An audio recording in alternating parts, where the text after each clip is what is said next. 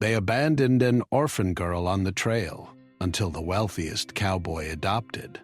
Mara had always been a quiet child. Even before she lost her parents, she rarely spoke unless someone asked her a question. She preferred listening to the wind move through the trees, listening to water tap softly on the roof, listening to the soft breathing of her mother as she cooked at the stove. But now the world felt louder and emptier at the same time. After her parents passed away from a sudden fever that moved through their small town, Mara felt as if she had been placed inside a life she didn't know how to live. The local families talked about what should happen to her. Some believed she should be sent east. Others suggested she travel with a wagon group heading west. When the Harper family, distant acquaintances of her parents, agreed to take her with them on their long journey, the town felt relieved. Mara, though unsure, accepted it quietly. She had nowhere else to go, and she trusted the gentle promise Mrs. Harper gave her. "We'll take care of you until we reach our new home." The journey began with hope. The morning the wagons rolled out, the sun peeked through thin clouds, and horses snorted softly as if greeting the day. Mara sat inside the Harper wagon, clutching a small tin box that held the only thing she could keep from her old life: her mother's silver pendant, a ribbon from her father's hat, and a folded note she could not bring herself to read yet. She kept the lid closed so the items felt safe. At first, the Harpers treated Mara kindly enough. Mrs. Harper gave her water and asked her to help with small tasks, like brushing crumbs off blankets or handing tools to Mr. Trevor's Harper. Their two sons, both much older than Mara, seldom spoke to her except when they needed something carried or moved. Still, Mara tried her best. She didn't want to cause trouble. She didn't want anyone to be upset with her. But the trail was long. It stretched across miles of open land, rivers that trickled like thin blue lines, and dusty paths that seemed to shift shape every day. As the days passed, the weather grew hotter and the Harpers grew quieter. They had planned the journey carefully, but even careful plans could not prevent challenges. Supplies seemed to disappear faster than expected, and the horses grew tired more quickly than anyone thought they would. Mara noticed the change long before she understood it. Mrs. Harper began giving her smaller portions of food. Mr. Harper no longer asked if she felt tired or needed to rest. The two sons spoke about her more openly, sometimes forgetting she could hear them.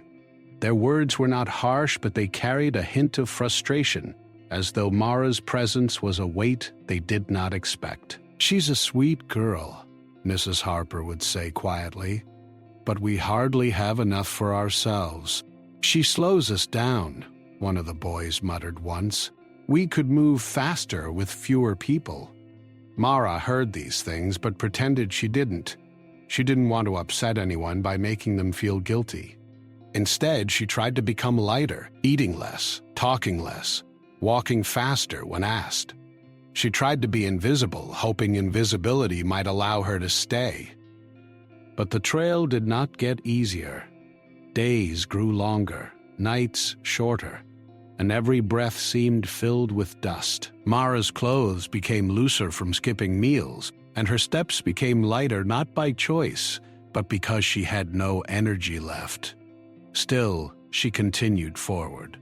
Every night the group of wagons would circle close together, creating a small space of safety. Families would whisper around their fires, discussing weather, miles left to travel, and hopes for a better life ahead. Mara sat a little away from the Harper family's fire, warming her hands quietly. She didn't expect conversation anymore. She only hoped to make it through each day. Then came the night that changed everything. The sky had been tinted with shades of purple and orange as the sun set, and a soft breeze had carried a bit of coolness. It was the first comfortable evening they'd had in days. Mara fell asleep quickly, curled on a blanket near the wagon wheel. She dreamed of her mother brushing her hair, humming the tune she always hummed when she wanted Mara to sleep peacefully. But when Mara woke, the world was completely silent. Not the gentle morning quiet she knew, but a hollow, empty silence that made her heart tighten. She sat up slowly. The fire pit was cold, filled with white ash. The wagon beside her was gone. She turned her head in every direction, searching for the familiar canvas-covered shape of the Harper wagon. There was nothing. The space where other wagons had rested was empty as well. It looked as though the whole group had vanished into thin air. Mara blinked hard, thinking she might still be dreaming. She rubbed her eyes, pinched her own arm lightly, and looked again, but her surroundings did not change. A small chill crawled up her back. She stood carefully and turned in a slow circle. The trail stretched out ahead of her like a long, pale ribbon. The land around her was still. A bird called somewhere in the distance, unaware that anything unusual had happened. The sun was beginning its rise, soft light spreading across dry grasses. Mara's tin box lay beside the blanket where she had slept. She picked it up with trembling hands, clutching it to her chest. She called out softly at first, "Mrs. Harper?" No answer. "Mr. Harper?" Only the sigh of morning wind. She tried again. Louder this time, her voice cracking. It felt strange to shout. She was not used to raising her voice. But even when she called with all the strength she had left, nothing stirred. Not a horse, not a wagon wheel, not a single familiar face. Her heartbeat thumped in her ears. Mara was alone. The realization did not hit all at once. It came slowly, like the way frost melts when sunlight touches it. She took a step forward, then another, unsure which direction to go. The wagon tracks were faint but still visible, pressed lightly into the dirt. She followed them for a few steps before stopping again. If the Harpers had simply moved ahead a little while she slept, they would surely return when they noticed she wasn't with them. They would not leave her behind on purpose. She told herself this, not fully believing it, but wanting to. Mara's throat tightened, but she did not cry. She had cried so much after losing her parents that she felt she had no more tears left. Instead, she took a slow breath, wrapped her arms around herself, and looked at the tracks again. Follow them, she thought. If I walk fast, maybe I will catch up. So she began walking. She walked and walked, her feet kicking up little clouds of dust. The sun rose higher, making the air warm and bright. Mara tried to picture the Harper's wagon turning a corner or stopping to rest, but no matter how far she walked, she saw nothing but open land. As hours passed, doubt started to settle in. She remembered the quiet conversations about food, about needing fewer mouths to feed. She remembered the way Mrs. Harper had avoided meeting her eyes the previous night. She remembered the sons whispering that she slowed them down. Maybe they had not forgotten her. Maybe they had chosen to leave her. The thought made her chest tighten, but she kept walking. She didn't know what else to do. She didn't want to sit still and wait for the world to decide her fate again. She had done that enough already. Her throat grew dry. Her feet felt heavy. She finally stopped when the heat pressed too strongly against her skin.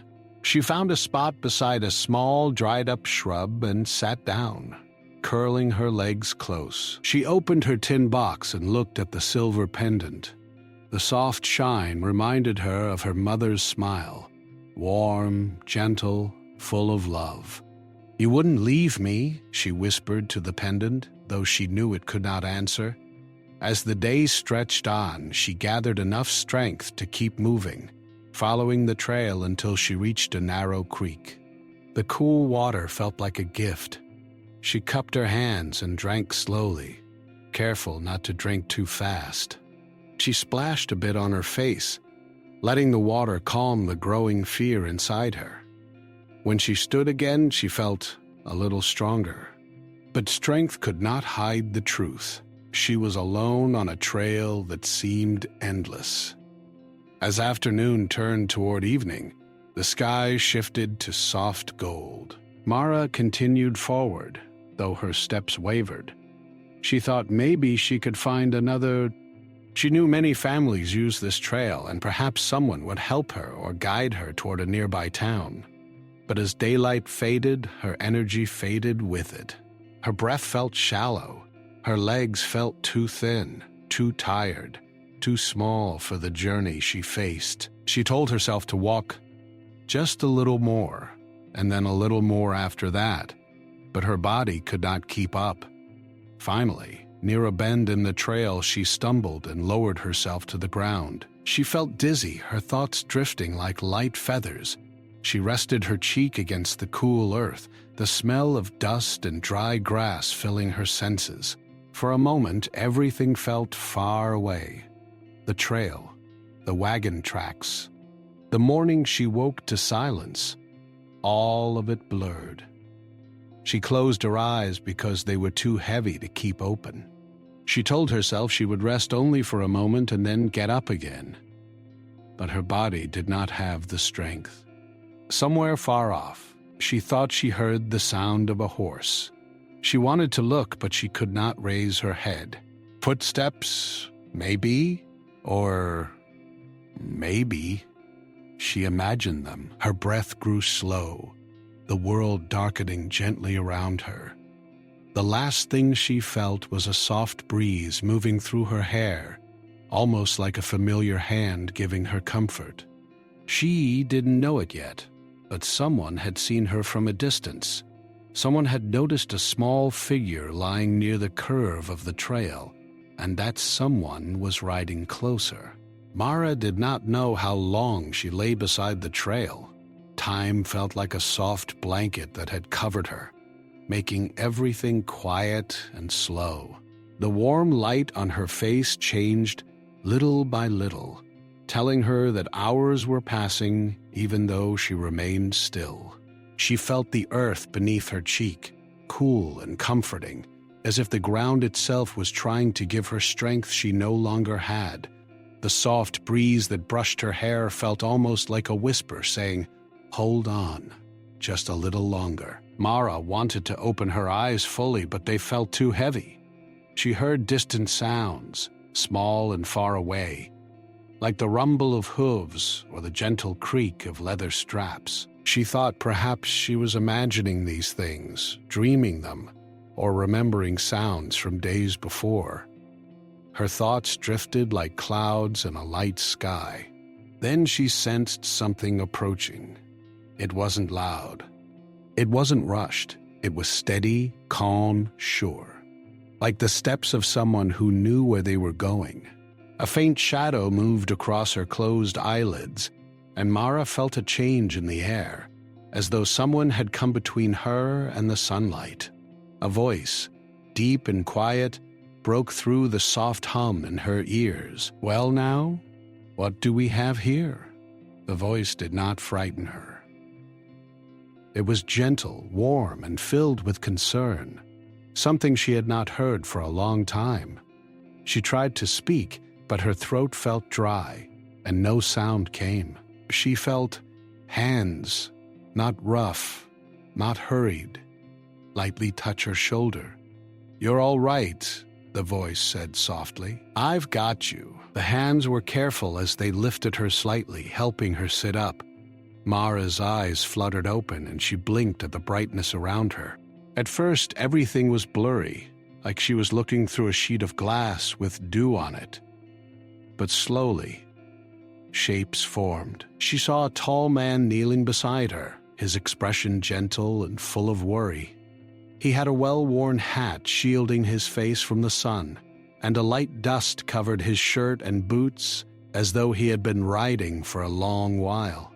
His eyes, steady and thoughtful, studied her with kindness. "Can you hear me, little one?" he asked. Mara nodded faintly. "Good," he said with a small smile. "Let's get you some water." He reached into his saddlebag and pulled out a canteen. He held it to her lips, not forcing her, only guiding. The cool water touched her tongue, and she felt a spark of life return to her. She drank slowly, and when she stopped, he pulled the canteen back gently. "There you go. Easy now." Mara looked around weakly and saw a large brown horse standing a few feet away. The horse watched him quietly, its ears flicking back and forth. It was a calm creature with a smooth, strong frame and a saddle filled with gear. Mara could tell it belonged to someone who knew the trail well. The man followed her gaze and chuckled softly. "That's Ranger," he said. "He's just as curious as I am about how you ended up here all alone." Mara opened her mouth, wanting to explain, wanting to say something, anything, but her voice was small and thin. Only a whisper came out. "They left me." The man's expression changed, not with anger, but with sadness. A deep sadness, the kind that came from understanding what it felt like to be left behind. "I'm sorry," he said simply. "No one should be left alone like this." He didn't ask for names or details right away. Instead, he eased her into his strong arms and carried her toward the horse. Mara felt too tired to be afraid. She sensed no harm in him, only warmth and gentle care. As he lifted her into the saddle, placing her carefully in front of him, she felt the horse shift under her. It was a steady movement, like being cradled by something alive and kind. The man climbed up behind her, keeping one arm around her to make sure she didn't fall. "Hold on to me, all right?" he said softly. Mara nodded again, resting against him because her body had no strength left to do anything else. The horse started walking, its steps smooth and patient. The man guided it with calm movements, taking them off the open trail and toward a line of trees not far away. "We'll get you to my ranch," he said. "It's not far. You'll rest there." Mara blinked slowly, trying to understand. She did not know this man. She did not know where his ranch was, but something about his voice gave her comfort. It reminded her of her father's steady tone when reading stories at night. She let herself relax, feeling safe for the first time in many days. The man kept talking softly, not asking difficult questions, only offering comforting words. "You're safe now," he murmured. "I'll take care of you." Mara listened, letting the rhythm of the horse and the softness of the man's voice lull her into a light sleep. She drifted in and out of awareness, catching faint images of the passing landscape, trees, patches of wildflowers, small hills that rose gently like waves frozen in time. At some point, she opened her eyes enough to look up at him. What is your name?" she whispered. He glanced down at her, surprised she had spoken again. "Colton Hayes," he answered kindly. "Most folks just call me Colton." She repeated the name in her mind. It sounded strong and dependable. A name that carried weight, like a large tree with deep roots. Colton looked forward again, guiding his horse with a steady grip. "And what's your name, sweetheart?" Mara hesitated a moment. She hadn't said her name in a long time. It felt strange on her tongue. "Mara," she finally said. "That's a beautiful name," Colton replied. "Fits you well." She didn't respond, but felt a faint warmth in her chest. It had been a long time since anyone called her name with such gentleness. The ride continued quietly until the land opened up into a wide valley. In the distance, Mara saw wooden fences stretching across rolling fields. She saw cattle grazing peacefully and a large barn standing proudly like a guardian of the ranch. Smoke drifted from a chimney near a sturdy house, telling her people lived there. People who probably had routines, meals, laughter, and warmth. Colton slowed the horse as they neared the house.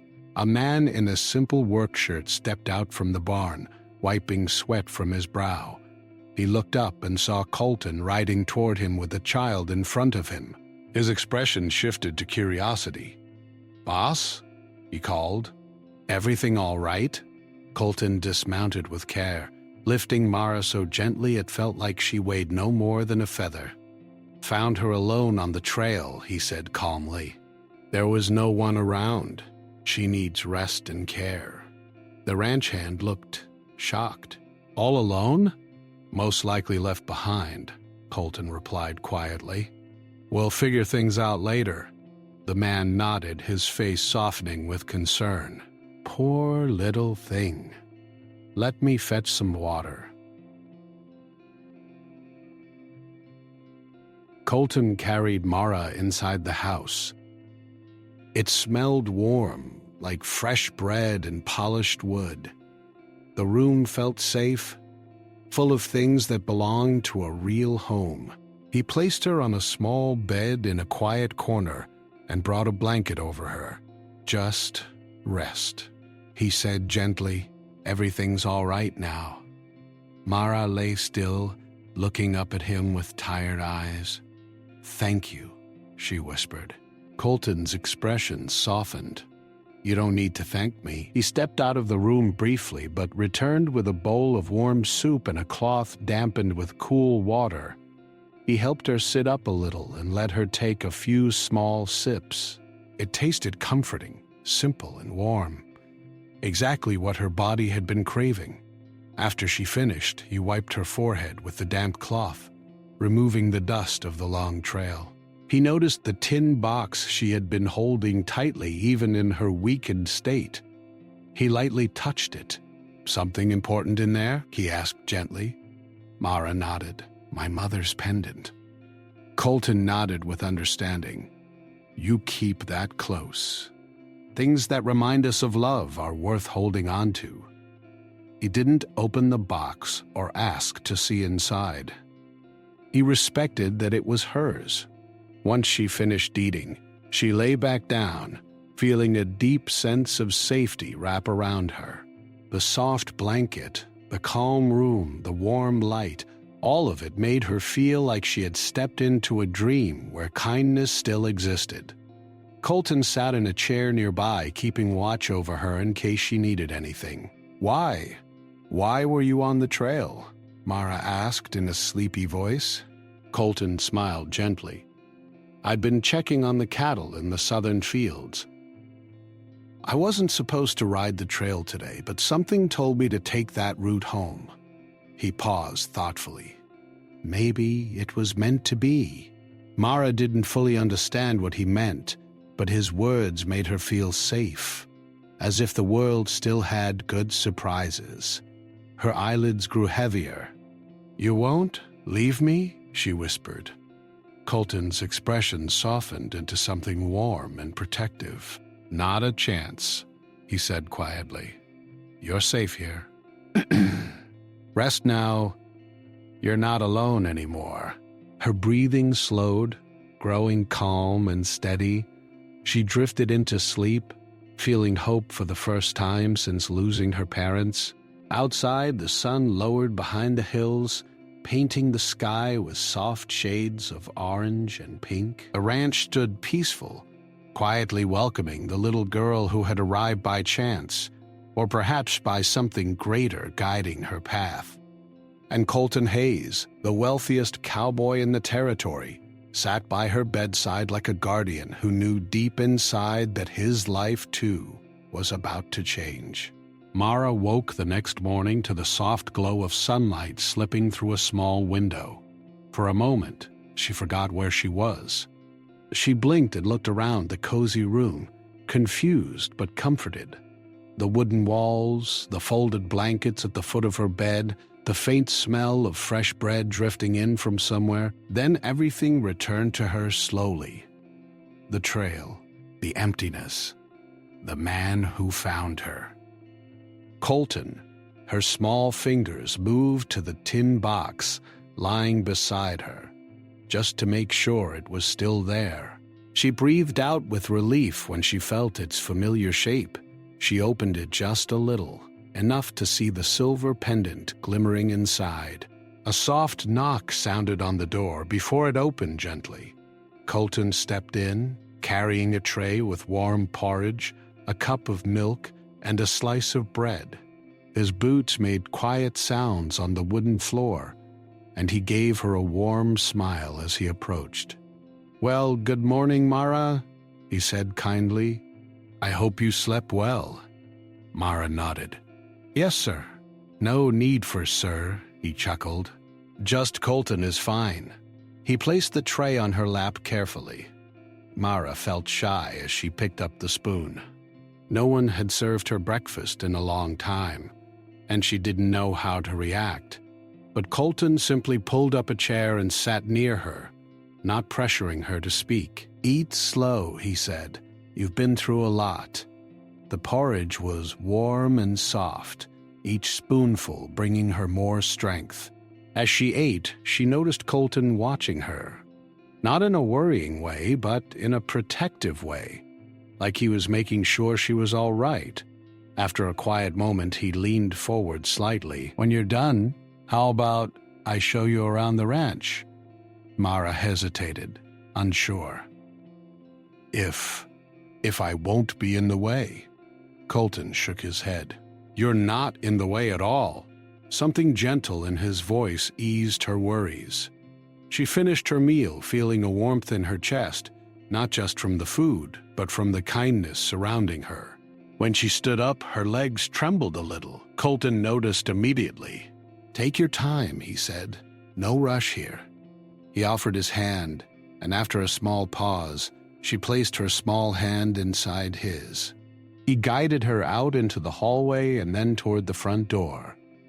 As they stepped outside, Mara's eyes widened. The ranch spread out before her like a peaceful world of its own. Rolling fields, tall fences, cattle grazing quietly, horses resting under the shade of trees. The sky above was bright and endless. Workers moved about, tending chores with calm, steady energy. "This is my home," Colton said softly. "And for as long as you need, it can be yours too." Mara wasn't sure what to say. The idea that she could stay somewhere safe felt almost impossible. She simply nodded, her heart growing warm. They walked toward the barn. Inside, it smelled of hay and wood, a comforting scent. A few horses lifted their heads when they saw them enter. One horse in particular, Ranger, snorted softly and stepped closer. Mara smiled a little. "He remembers me?" "Oh, he remembers everyone," Colton said with a grin. "He's gentle. Want to pet him?" She nodded shyly. Colton guided her hand to Ranger's neck, and she stroked the smooth fur. The horse lowered his head as if thanking her for the touch. "You've got a natural calm," Colton said. Animals sense that. No one had ever said something like that to her before.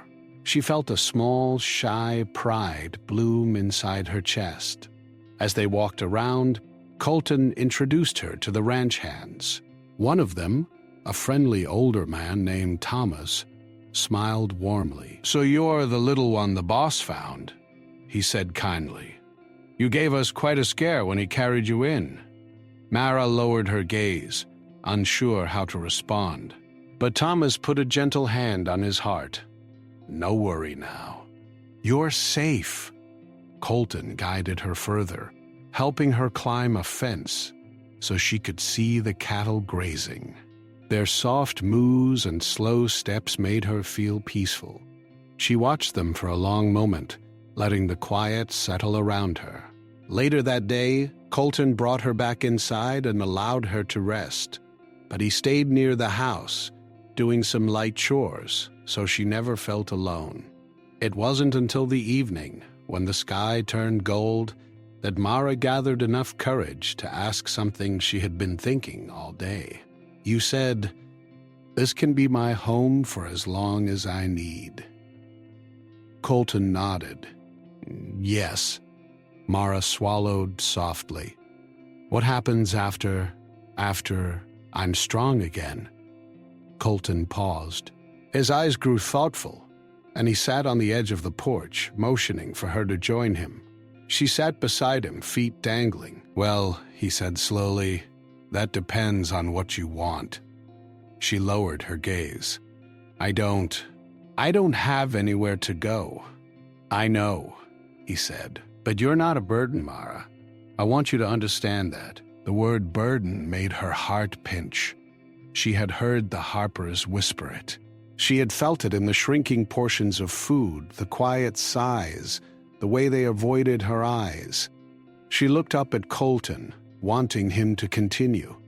"When I found you on that trail, something in my heart told me you were meant to cross my path," he said. "I can't explain it, but I knew I couldn't leave you there. And now that you're here, I don't want you to think you ever have to leave unless you want to." Mara felt her throat tighten.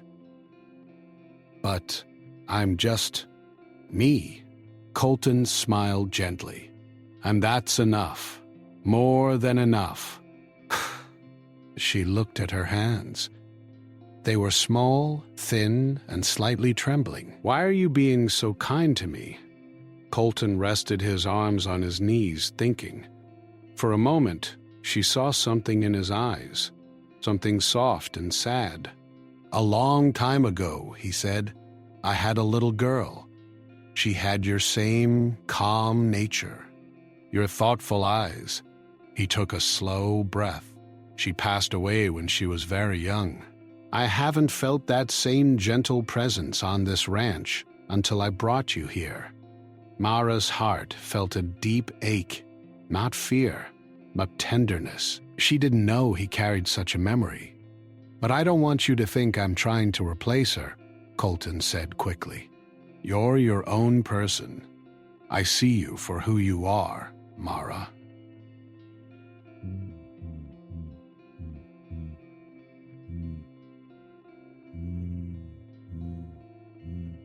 She nodded slowly. She didn't fully understand all the emotions in his voice, but she understood kindness, something she had missed for a long time. As the sun lowered further, painting the sky pink, the ranch looked peaceful. Birds flew overhead, heading toward their nests. A gentle breeze brushed past them. "Colton?" Mara asked quietly. "Yes? Will you still want me here once I'm better?" Colton didn't hesitate. "Yes," he said softly. "As long as you want to stay." Mara looked out at the fields. For the first time in a long while, she felt a sense of belonging. Even if she didn't understand why or how, she touched her tin box lightly. "My mother always said the world can be kind, sometimes in ways we don't expect." Colton smiled gently. "Your mother was a wise woman." That night, as Mara settled into the warm bed, she felt lighter. She was still nervous about the future, still unsure about the world outside, but she didn't feel alone. And that made all the difference. Later, after the house grew quiet, Colton walked past her room and noticed the door slightly open. He peeked in and saw Mara sleeping peacefully, her small hands resting on her tin box. He stepped closer and tucked the blanket around her shoulders. Then something caught his eye, the pendant, slightly visible through the open box. He leaned in and read the initials engraved on the back. His eyes softened with recognition. He knew those initials. He knew the person whose name they belonged to. He straightened slowly, a thoughtful expression settling on his face. "I'll take care of you, little one," he whispered. "No matter what the past holds, He closed the door gently behind him, letting Mara rest deeply in the comfort of a home she had never expected to find. The ranch settled into quiet again, but Colton's mind was awake, piecing together the unexpected connection between him and the orphan girl who had come into his life. And Mara, safe and warm, slept with a peaceful heart, never knowing that the pendant she held so closely would reveal more than she ever imagined. Mara's days at the ranch slowly began to take shape, like pieces of a puzzle that finally found where they belonged. She woke each morning to the smell of warm bread, the soft sounds of animals waking, and the comforting hum of ranch life. Every day felt a little brighter, a little safer, as if the land itself wrapped her in kindness. Colton kept his promise. He made sure she never felt alone. When she walked through the ranch yard, he always seemed nearby, checking fences, feeding horses, or repairing tools. Even when he was busy, he kept an eye on her, giving her a small nod or smile that told her she was welcome, that she mattered. But Mara didn't know something important. Colton had been thinking a lot since the moment he saw the initials on the silver pendant in her tin box. He recognized them, though he hadn't told her yet. They belonged to a woman he had known long ago, a woman who had once been kind to him when he needed it most. He didn't want to rush into anything. Mara had been through enough, but he did feel something deep inside, something like a gentle tug guiding him toward a truth he wanted to understand. He needed to find out who abandoned her, not because he wanted trouble, but because he wanted peace for her and answers for himself. Still, he waited. He didn't want Mara to feel pressured or nervous. Instead, over the next few weeks, he simply focused on helping her heal. Every morning after breakfast, Mara followed him to the barn. She helped brush Ranger and sometimes fed the horses small apple slices. Ranger grew especially fond of her, often lowering his head so she could stroke his soft nose. The gentle animal made her smile, something she hadn't done in a long time. "You've got a soft touch," Colton said one morning. "Animals trust someone with a calm heart." She blushed a little, looking down. Compliments were still new to her. In the afternoons, she helped Thomas plant flowers near the ranch house. She enjoyed watching the colorful petals open to the sun, as if the flowers were welcoming her too.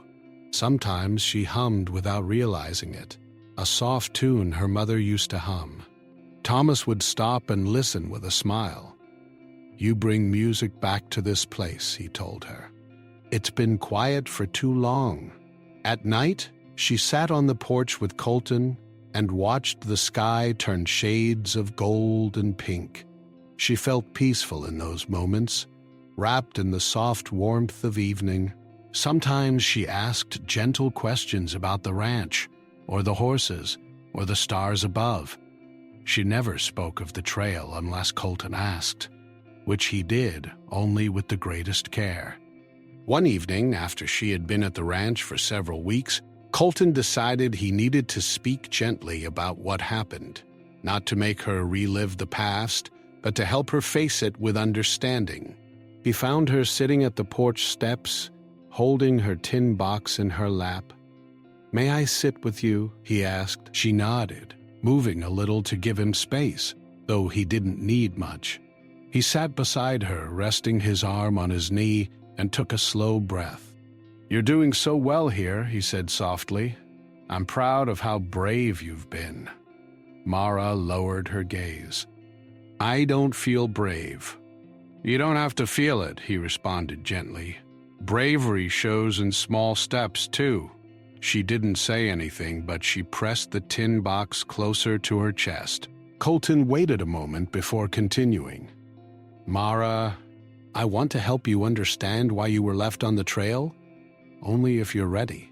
Her fingers tightened slightly around the tin box. The memory still hurt, but she trusted Colton more than anyone she had ever met besides her parents. I... think they didn't want me anymore," she whispered. Colton's heart grew heavy at her words.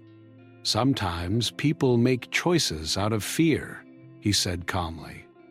"Or they feel overwhelmed. But leaving someone behind isn't right. And it isn't your fault." She took a shaky breath. "I tried so hard not to be a problem." "You were never the problem," Colton said with warm firmness. "Not then and not now." Silence settled gently between them. The night air was cool and a few stars appeared in the darkening sky.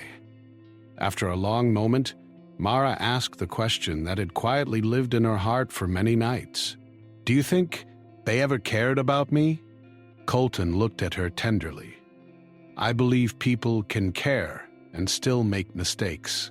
But whether they cared or not, you deserved better. And I will make sure you always have better." She turned her face slightly away, wiping a small tear before it could fall.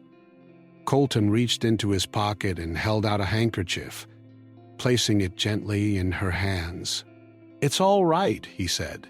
"You've been strong for a long time." Mara nodded slowly, taking a deep breath as if clearing something heavy inside her chest. As days passed, Colton began taking quiet steps to learn more. He talked to travelers passing through the nearby town. He asked the local supply store owner if he'd seen the Harper family's wagon group. He visited the small nearby settlement where wagon trains often stopped. He wasn't looking for conflict, only the truth. Every person he spoke to added a piece to the story. Some had seen the Harpers traveling with a young girl. Some saw them leave early one morning with fewer people than before. Others heard quiet discussions among the group about running low on supplies. One kind woman in town said, "I heard whispers that a child was slowing them down. I didn't know it was you they meant." She touched his arm. "That girl deserves safety." Colton agreed. He rode home with a thoughtful silence. He felt a mixture of sadness and determination. He didn't want Mara to carry the weight of someone else's choice on her small shoulders. She deserved to know she wasn't abandoned because she wasn't worthy, but because the Harpers hadn't known how to value her. While Colton gathered information, Mara continued learning new things on the ranch. She helped Thomas water the flower beds every day. She learned to mix feed for the chickens. She even began to help cook small parts of dinner, stirring soups or slicing vegetables slowly and carefully. One afternoon, while helping Thomas sweep the porch, she looked up and asked, Do people stay here for a long time?" Thomas leaned on his broom and smiled. "Most who stay here don't want to leave," he said. "There's peace here and purpose." She let the words settle in her heart, feeling them soften the last bits of fear inside her. That evening, Colton gathered everyone around the big table for dinner. Mara sat between him and Thomas.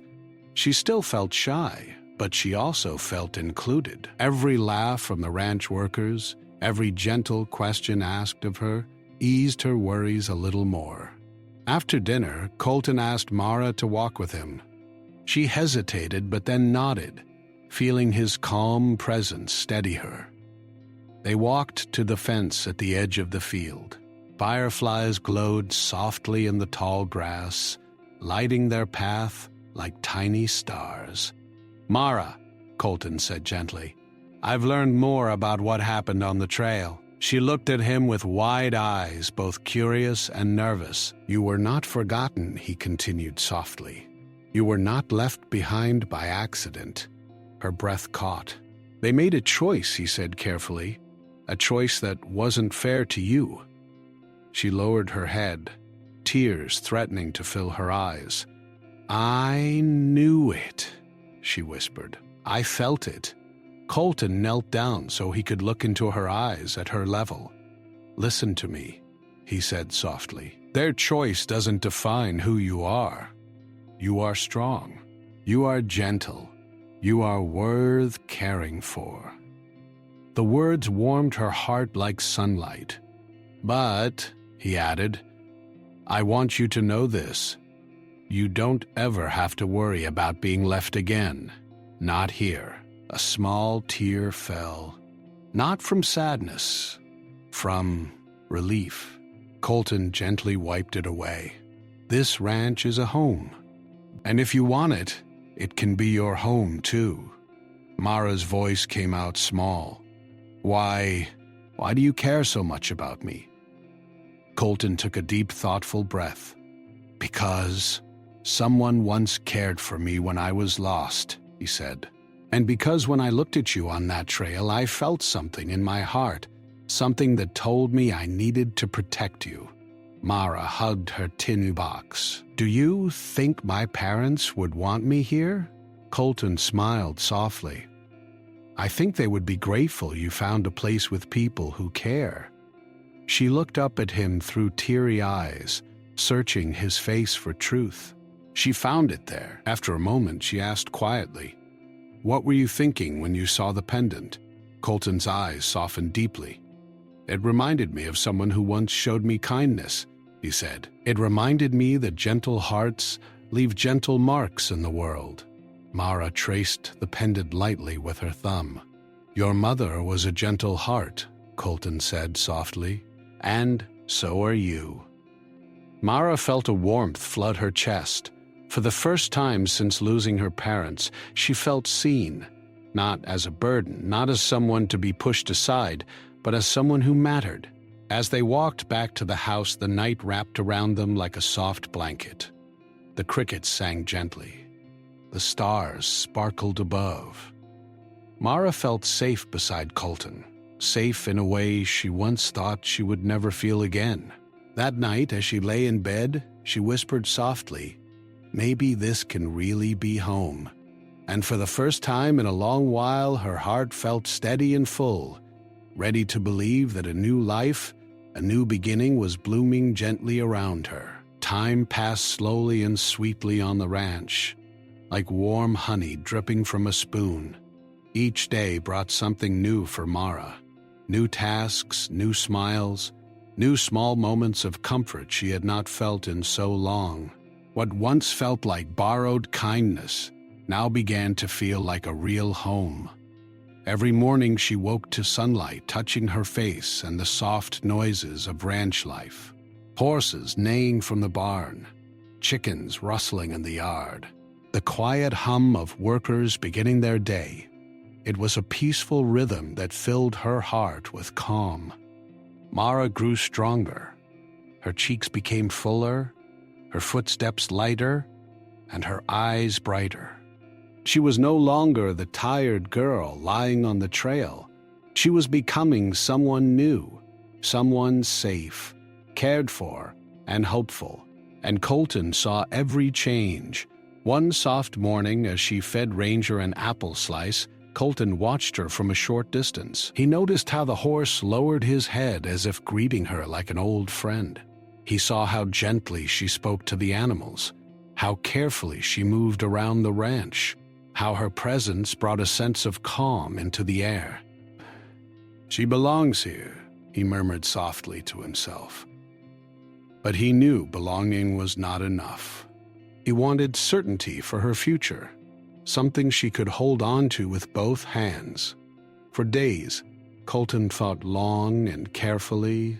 He rode into town several times, speaking to the judge, gathering papers, learning what steps he needed to take.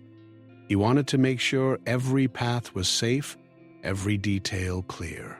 He did not want to cause Mara any more confusion or worry.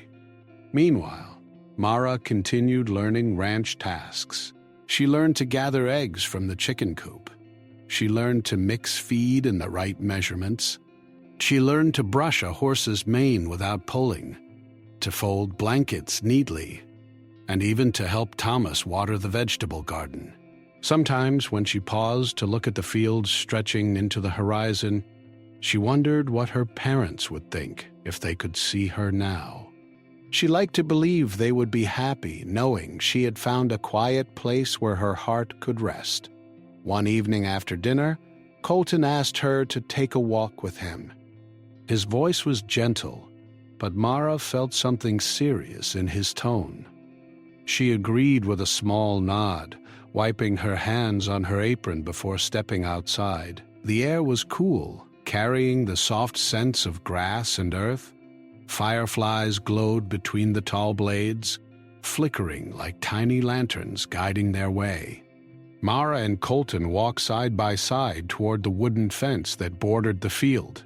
"Mara," Colton said softly, "do you remember when you asked me if you'd have to leave once you were strong again?" She nodded quietly. "Yes." "Well," he continued slowly, "I've been thinking about that a lot." Mara's heart fluttered with nervousness. She held her tin box close, her fingers brushing the lid anxiously. "I want you to know," Colton said, "that you don't ever have to leave unless you want to. And not just because you're healing, not just because you're a guest here." He stopped walking and turned toward her. "But because you're part of this place now, part of my life." Mara blinked, unsure how to respond. "Part of your life?" she whispered. Colton nodded with warmth in his eyes. "Yes, you've brought light back into this ranch. You've brought peace and hope, and I care about you deeply." Her breath trembled softly. "I care about you too," he smiled gently. "That means more than you know." They stood quietly for a moment, listening to the distant sounds of the cattle settling down for the night. Then Colton took a deep breath and said something he had been holding in his heart for weeks. "Mara, I want to adopt you." The world seemed to pause. The fireflies hovered still. The breeze slowed. Mara's eyes widened, and for a moment she could not speak. "I want to give you a family again," he continued softly. "A place where you can feel safe every day. A place where you belong, not by accident, but by choice. My choice." Mara opened her mouth, but no sound came out. Her heart felt full, too full, as if all the warmth she had missed in her life suddenly rushed into her at once. "You don't have to decide now," Colton added gently, "but I want you to know that I'm here for you, always. And if you want to be my daughter, I would be honored." Tears welled in Mara's eyes, not from sadness, but from an overwhelming feeling of relief and hope. She wiped them with the back of her small hand. You really want me?" she asked, her voice trembling. Colton knelt down slightly so he could meet her eyes. "Yes, Mara," he said softly, "more than anything. You are not a burden. You are not unwanted. You are someone with a bright heart and a gentle soul. You deserve a home, a future, and love that stays." Mara swallowed hard. But, what if I'm not enough?" "You are more than enough," he replied with warmth so deep it almost glowed. "You are exactly who you're meant to be." The tears spilled over then, not in loud sobs but in soft, steady drops. Mara stepped forward and hugged Colton tightly. He returned the embrace gently, holding her with the care of someone who understood how precious the moment was. After several quiet moments, she whispered, "I want to stay. I want to be your daughter." Colton closed his eyes briefly, touched by her words. "You already feel like mine," he whispered back. The next morning, Colton rode into town with Mara beside him. She wore a clean dress Thomas had sewn for her, and her hair was tied neatly with a small ribbon. She held her tin box to her chest the whole way. At the courthouse, the judge greeted them kindly. "So this is Mara," he said with a warm smile. "I've heard a lot about her." Mara felt shy and looked down, but Colton placed a gentle hand on her back, encouraging her forward. They spoke about the adoption process, about what it meant, about how her life would officially change. Mara listened carefully, nodding when she understood.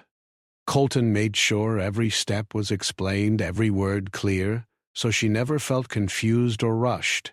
When the final paper was placed before them, Colton gently guided Mara's hand. "You don't have to sign," he said quietly. "Only if you choose this with your whole heart." Mara looked at her tin box for a brief moment, remembering her parents, their love, their warmth. She imagined them smiling softly, encouraging her to step into a new life filled with safety and kindness. She imagined her mother saying, "You deserve love that stays." With steady fingers, Mara signed the paper. The judge nodded. "Well, Miss Mara Hayes," he said warmly, "welcome to your new family." Mara looked up in surprise. "Hayes?" Colton smiled. "If you'd like it, you can have my last name." Her heart swelled. "Yes," she said softly, "I want it." On the ride home, she clutched the tin box even closer. Inside it still lay her mother's pendant, her father's ribbon, and her folded note. But now there was something new inside her heart, something strong and warm. When they reached the ranch, the workers gathered around them, cheering quietly with big smiles. Thomas approached her first. "Welcome home, Mara Hayes," he said with a joyful grin. Mara beamed shyly. It felt strange and wonderful to hear her new name spoken aloud. Over the next few days, Mara grew more comfortable saying it. She practiced writing it slowly on scraps of paper. Mara Hayes. Each time she wrote it, her heart felt steadier.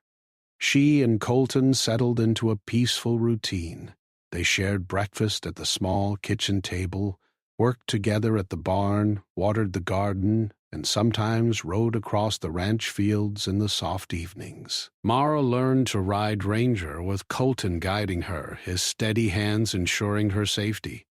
One warm afternoon, as they rode along a small hill, Mara looked across the ranch. The fields shined under the sun, waving gently like a green ocean. Birds flew overhead.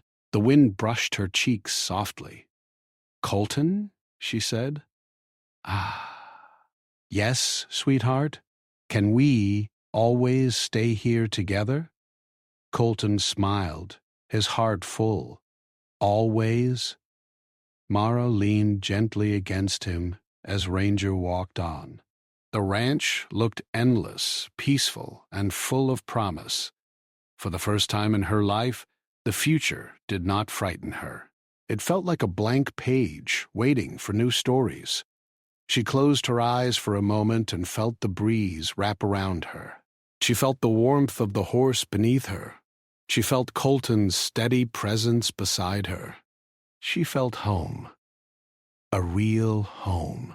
A forever home. They rode on toward the horizon, not as a lonely rancher and an abandoned girl, but as a father and daughter beginning a new chapter of life together, one filled with kindness, hope, and love that would never leave.